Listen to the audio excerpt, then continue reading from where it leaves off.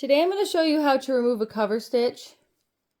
So this is a cover stitch, and this one looks like a 3, possibly 4 thread cover stitch, and these are the ones that I usually can get out really easy with this method.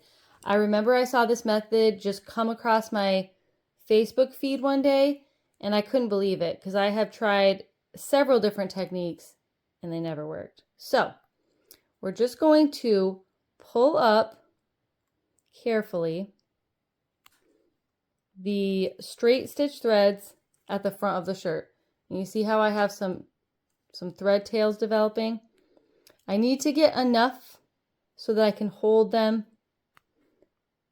with one hand here. Okay, here we go. We got some tails. Then we need to find the tail in the back. So I've got one there, one tail here, and I've got 2 tails here. So let's pull and see if it starts unraveling.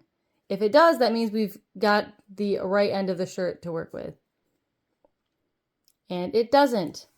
So now we're going to go to the other end of the t-shirt. And we're going to see if it works starting with this end.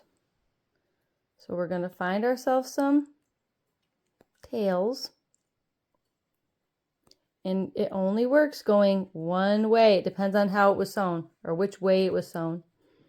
So I've got enough to hold with one hand here. Then we're going to find